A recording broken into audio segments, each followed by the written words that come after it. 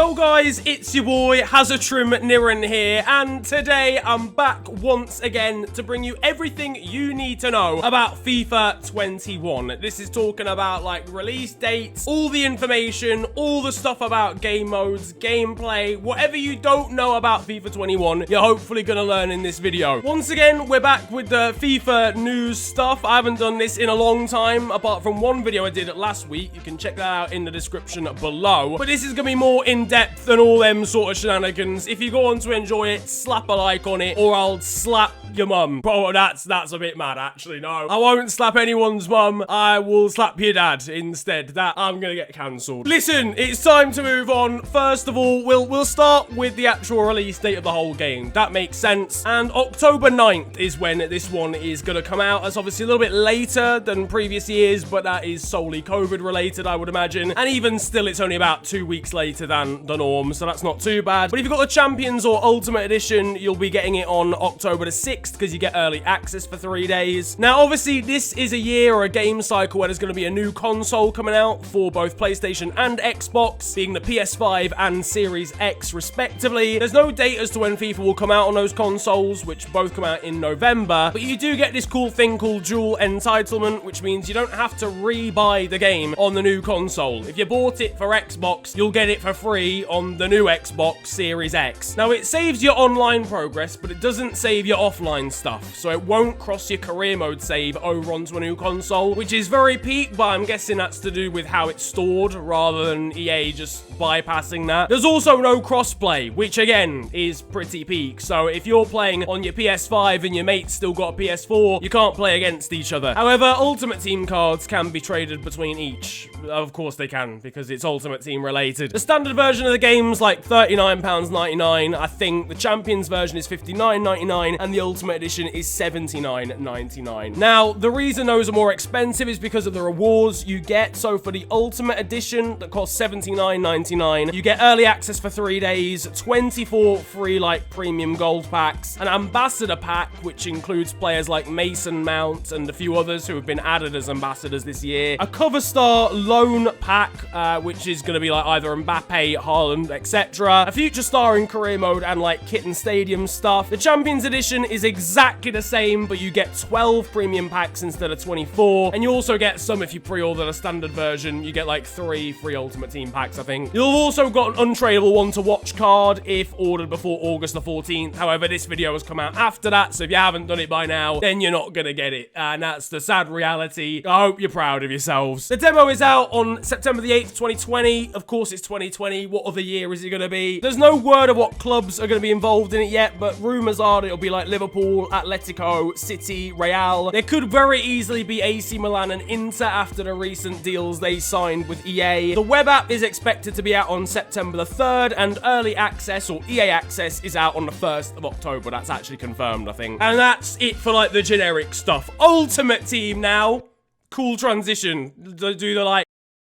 Yeah, Ultimate Team. Now, I've not talked about everything Ultimate Team related, but I have talked about a couple of things. I'll skim over those slightly lighter than I did before. So there's a new co-op tab. That's one thing coming to Ultimate Team. It's a lot easier now to play with your friends, and there's new ways to play with your friends. So like co-op seasons, but in Ultimate Team. Squad battles can be co-op. Now, you've got new Ultimate Team events as well. These are challenges versus other players. I don't believe I've talked about this before. There's an example of like a little tournament or an event that you play up against other players around the world, and they're themed. So in this instance, in the trailer, True Boy's talking about being on either Team Haaland or Team Felix, and then you get cool rewards based on what you do with those specific players. Meaningful moments, in inverted commas, is a new thing. So moments items now get boosts based on what actually happened in real life, like more specifically. So a Trent Alexander-Arnold moments card or an inform or whatever, if he scores a banging free kick, then his free kick accuracy will get boosted massively rather than everything getting boosted in a generic fashion, if that makes sense. There's new rewards for getting promoted for the first time, so if you get to a new division and you've never been there before, you'll get a pretty decent amount of coins. The Ultimate Team Stadium thing is pretty sick. If you don't know about that already, you can now customize the arena that you play in. You can customize it with things like pyros, walkout music, tifos, the lines can change color, and statues and stuff. And it also gets bigger as you progress through the divisions. It's not in career mode. This is probably probably because of licensing stuff. But one day, hopefully, we'll get that. We should probably have it by now, but it is what it is. Gameplay now, the thing that basically determines whether anybody has any fun playing this game. Agile dribbling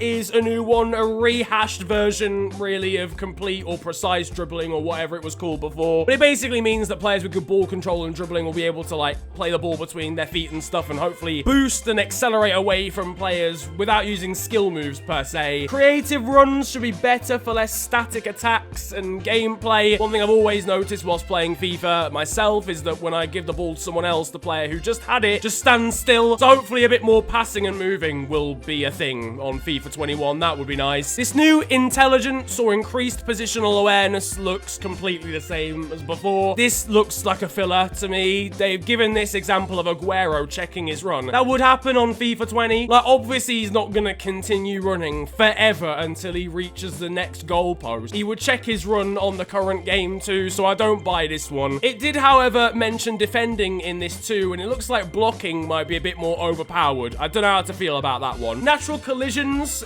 is something that EA have worked on, it would seem. There's not gonna be as much fumbling and falling over in the area and everyone just not, like, being intelligent when running past people. Long through balls look a lot more effective, apparently. There's a new competitor mode AI, which basically studies competitive and esports players and tries to replicate how good they are for, like, an ultimate challenge. And then a new rewind feature in Kickoff, which I've spoken about before as to being pretty useless. However, it's pretty harmless, I guess, if it's just in Kickoff. My area of expertise is next, and that's career mode. The first main thing they went for was something they implemented into this game mode a whopping 15 years ago. But it is a cool feature nonetheless, and it's visual sim. It's like an FM or Football Manager style circle movement based simulator. So instead of playing the game, you can press sim match and it'll come up with this screen. And it means that you can hop in or hop out at any time, intervene into the game at key moments, and you can also sort out tactics and substitutes rather than what happens right now where the game just simulates and does all that for you. Apparently it lasts about 4 to 5 minutes, so it's pretty immersive. It lasts a while, it doesn't just fly by in 30 seconds. It is a very old feature that we've been asking for a while, but at least it's cool to have it back. Position training and role training are next. Now, these look pretty cool. Roles is like FM. They've got a few listed here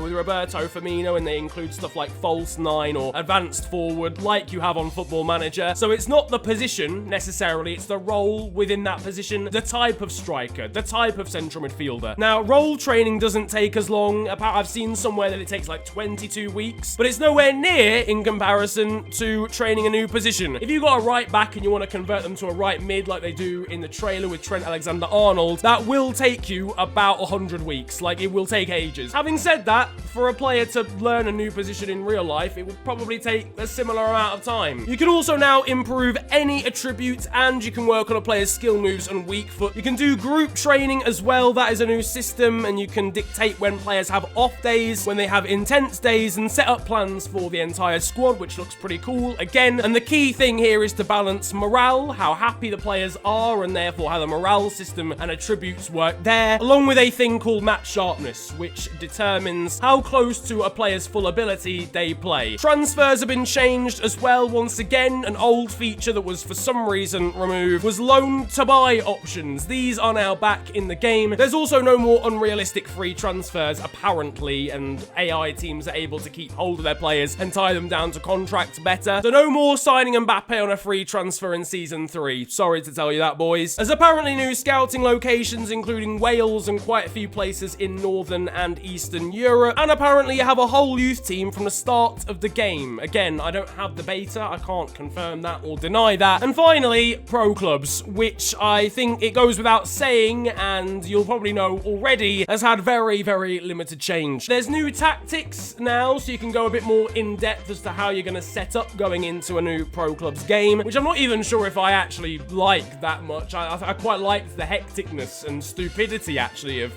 pro clubs. That's kind of the whole allure. And then the other thing is that you can customize AI players. Faces mostly, you can make them look however you want, really. You can change their accessories, basically anything aesthetically to do with the player, and their animations as well, but I don't think you can change their names, which is good and bad because that would have been exploited, but equally, it would have been funny if it got exploited. Overall, though, very disappointed for the pro clubs community. I think EA have really given them a short straw there, and they should have done more. They've really let them down. Overall, I would say this is not bad. I'm a very pessimistic man, and for the last couple of FIFAs, I've not been massively excited going into them. I think that'll be a crucial key thing here. If all these new features work and they have the impact that they are meant to, especially for career mode and to an extent Ultimate Team, I think they'll be successes as game modes. But then whether I have fun playing the game is another crucial thing. The gameplay hopefully will be more fun, but again, the jury's still out. We'll have to wait till we play it. If it's clapped, then I will not be afraid to make that known. But again, Pro Clubs is a disappointment. I know, I didn't even know they had a development team. It's not their fault because they just get told what to implement, but the lack of ambition for that game mode from higher ups is pretty disappointing. All things considered though, especially in a COVID-ridden world, I don't think they've done too bad. We'll have to wait and see. Let me know what you're going to rate it out of 10 so far down in the comments section below. If you enjoyed the video, you learned some stuff, then feel free to slap a like on it, and of course subscribe if you're new to the channel. You can also follow me on social media. It is at @theofficialfng on Twitter and on Insta. But it's been a pleasure ranting at you guys today. Have a wonderful day. Enjoy yourselves, and goodbye.